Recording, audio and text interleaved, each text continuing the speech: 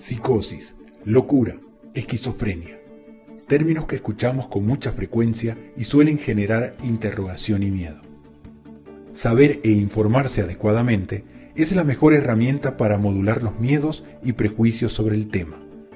Solo falta hacerse la pregunta. ¿Qué me pasa? Asistencia profesional en psicoactividad. En diálogo, la doctora Eve Kuhn-Müller y el doctor Ariel Rojas, psiquiatras especialistas en psicoactividad. Hoy dialogamos sobre esquizofrenia, este trastorno que significa pérdida de la razón, locura. Vamos a hablar de sus síntomas principales, de su tratamiento y también de su prevención. Y comencemos haciendo una observación, y es que estamos originalmente dispuestos a aceptar que todos los órganos del cuerpo pueden enfermarse y que eso forma parte de la realidad. Y de las enfermedades del cerebro nos imaginamos los derrames, los tumores, que afectan al movimiento del cuerpo, como pasa en las parálisis, por ejemplo. Pero de las funciones psicoactivas, a pesar de que claramente residen en el cerebro, no le hemos dado el mismo derecho a tener alteraciones. Y la historia de la locura incluye toda clase de mitos y dogmas. Entonces, comencemos hablando de cuáles son las alteraciones, qué es lo que se altera en este trastorno que llamamos esquizofrenia. Hemos mencionado previamente que el examen de todas las funciones de la psicoactividad concluyen en la determinación del juicio de realidad, una especie de medida que pretende predecir la manera de reaccionar de una persona y luego calificarla dentro de un rango de normalidad establecido por cada sociedad. Esto es muy complejo y requiere de gran profesionalidad y experiencia, porque involucra juzgar el funcionamiento mental de una persona, juzgar su juicio. En la esquizofrenia, una de las principales funciones afectadas es justamente esta capacidad de juicio. ¿Y en qué personas ocurre típicamente? Según nos reporta la literatura, en una franja comprendida entre los 15 y 25 años de edad es donde con mucha mayor frecuencia desencadena la esquizofrenia. Eso no quiere decir que no existan excepciones, pero lo más frecuente y lo más común son personas jóvenes entre 15 y 25 años de edad. La proporción para mujeres y varones no es significativa, no hay una diferencia significativa, y aproximadamente el 1% de la población mundial califica de alguna manera para este diagnóstico que, tenemos que mencionar, es un diagnóstico clínico. No se diagnostica esquizofrenia con medios de imagen u otro tipo de medición objetiva en sangre, por ejemplo.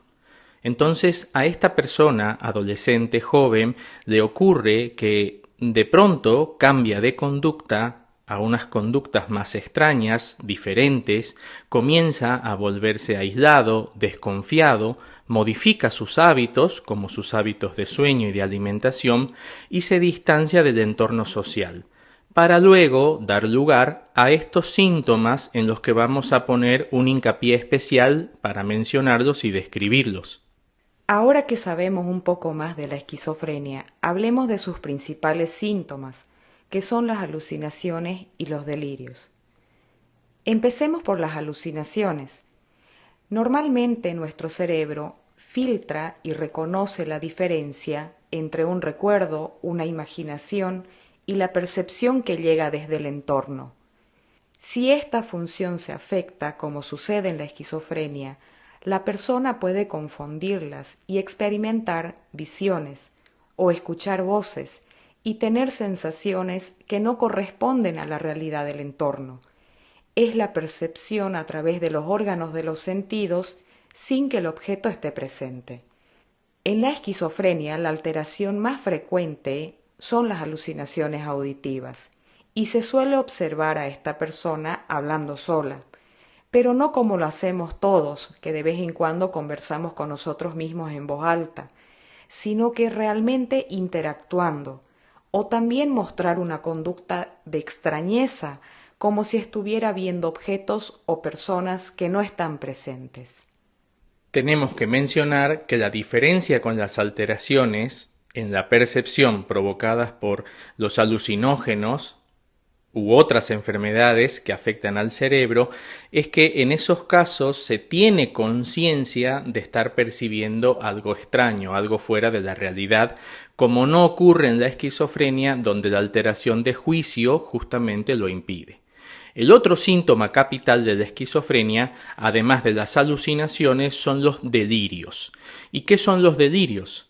Si percibo la realidad de una manera diferente, como ocurre en la esquizofrenia, de todas maneras, para enfrentar la incertidumbre del entorno, mi cerebro necesita que las cosas tengan explicación.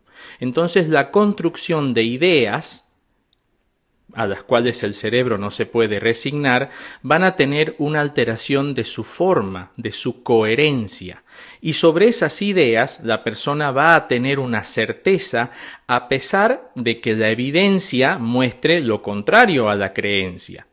Entonces, las ideas de la persona pueden incluir un grado fuerte de sospecha, de desconfianza, como ocurre en los delirios paranoides, o también de sentirse observado y en algún caso apreciado de manera especial o sentirse muy diferente al entorno, como ocurre en otros tipos de delirio, como los de grandeza, por ejemplo.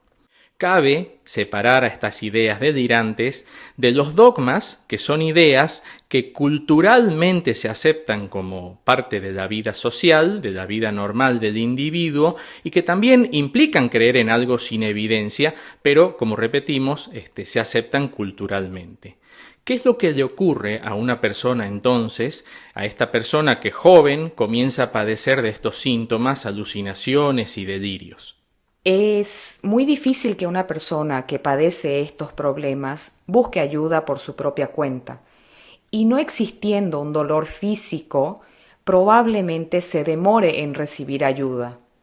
Nuestra propia investigación realizada hace años nos mostró que en nuestro departamento una persona demora 8 meses en recibir atención especializada. Durante este periodo de tiempo, la persona suele estar aislada, no puede acompañar avances educativos y tampoco realizar actividades que hacía antes. Habitualmente no se acude al profesional psiquiatra por temor al diagnóstico de locura o psicosis. A continuación nos gustaría comentarles un poquito sobre el tratamiento y también de la prevención en la esquizofrenia. ¿Qué me pasa? Asistencia profesional en psicoactividad. Puedes contactarnos ingresando a nuestra página web www.quemepasa.com.bo y también a través del Facebook con @quemepasapsicoactividad. Continuamos. En diálogo, la doctora Eve Kuhn-Müller y el doctor Ariel Rojas. Hoy hablamos de esquizofrenia. Ya comentamos que es una desviación de la capacidad de juicio y que además se presenta con alucinaciones y delirios. Ahora hablemos un poco del tratamiento y su prevención. Desde épocas muy antiguas se han usado sustancias extraídas de plantas para hacer remedios que ayuden a las personas con este trastorno. Pero recién hace 70 años tenemos en el mercado medicamentos llamados antipsicóticos o también neurolépticos, que de una manera mucho más segura y eficiente ayudan a disminuir los delirios y las alucinaciones. El haloperidol, la risperidona, la olanzapina o la quetiapina quizás son las más usadas, y cabe mencionar que no solamente se las usa en problemas de psicosis. De acuerdo a la gravedad del cuadro y la necesidad, se pueden asociar los antipsicóticos a sedantes y otros medicamentos también.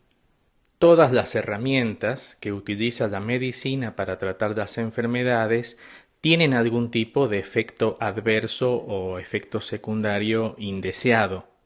Eso es una realidad.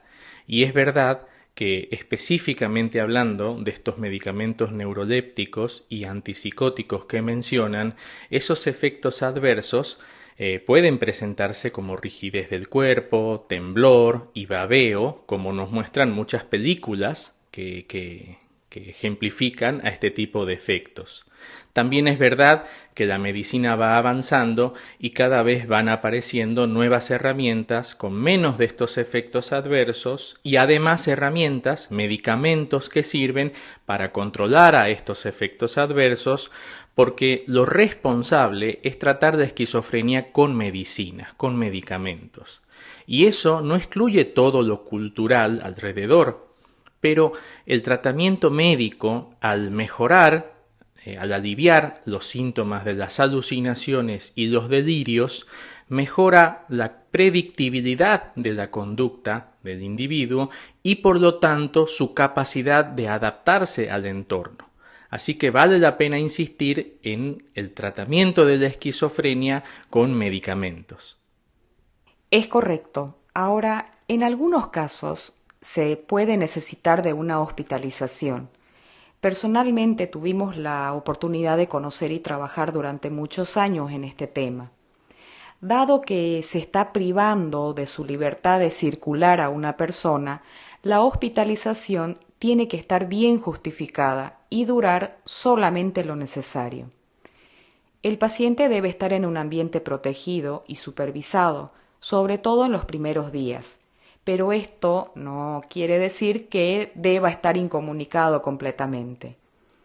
En todas partes del mundo, la policía suele ser de buena ayuda para llevar al paciente hasta el sitio de la hospitalización, en caso obviamente de no contar con la colaboración de la persona que padece estos síntomas.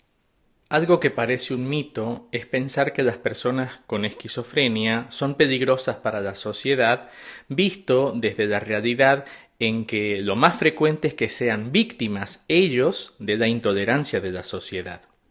Y es que en prácticamente todas las ciudades grandes existen sitios de hospitalización psiquiátrica y la idea que se tiene de que una persona que ingresa a ese lugar no va a salir nunca más está muy equivocada. No se trata de eso, a pesar de que el hospital psiquiátrico, el manicomio, sea visto como ese lugar oscuro del cual hay que mantenerse alejado. Esa visión es solo resultado de negar lo que se teme y por otro lado de esa fama de cárcel que se ha ganado este tipo de hospitalización. Y en eso vale la pena que insistamos en lo que decías hace un momento.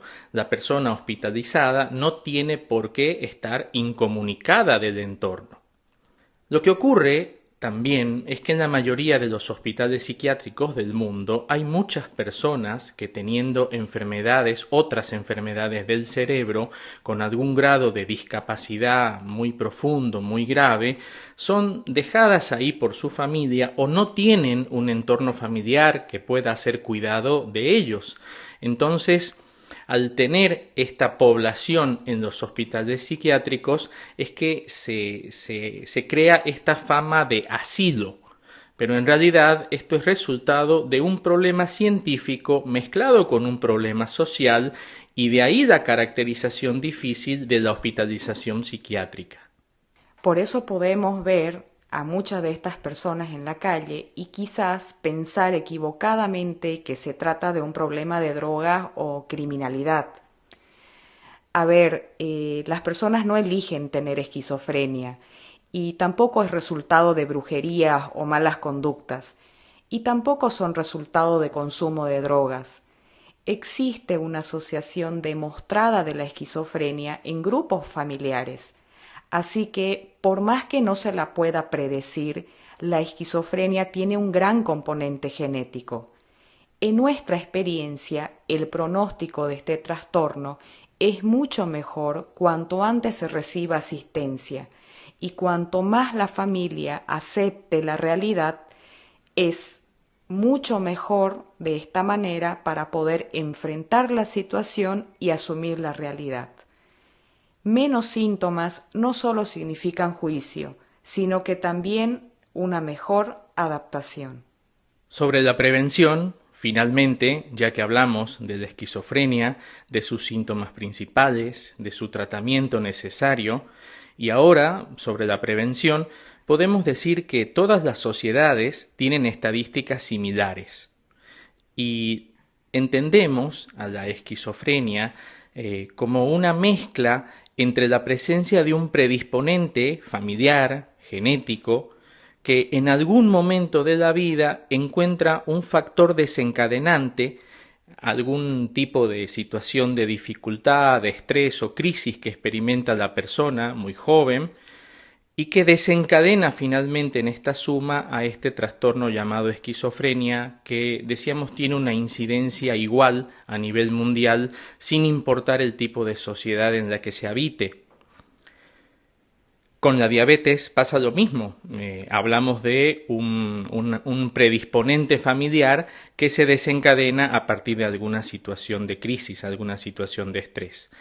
La cuestión con la esquizofrenia es que el estigma que se le tiene a este trastorno puede ser de resultado de la forma superficial en la que hablamos del tema.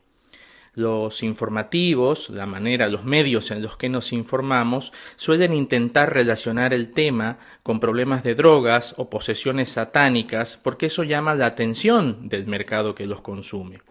Personalmente, tuvimos la experiencia hace unos años atrás de atender a un muchacho que luego de un mes de tratamiento había mejorado lo suficiente como para volver al colegio, y cuando quisimos que un medio que había contado su historia un mes antes y que había hecho un intento en vivo de un exorcismo tomara atención a lo mejorado que estaba, nos dijeron que ver lo mejorado no llamaba lo suficiente la atención como para que sea noticia. Entonces, el estigma es una forma de prejuicio, resultado de poca información, una superficial información que se vence con un mejor conocimiento en el tema. ¿Qué me pasa? Asistencia profesional en psicoactividad. Los invitamos a escuchar ahora las conclusiones al respecto de este tema.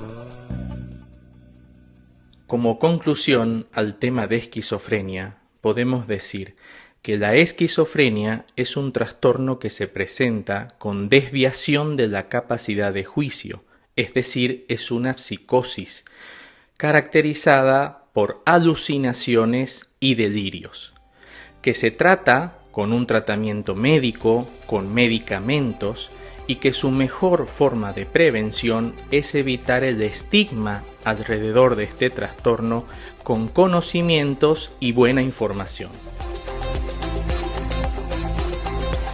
Hemos escuchado el diálogo acerca de la esquizofrenia entre la doctora Eve Kuhn-Müller y el doctor Ariel Rojas.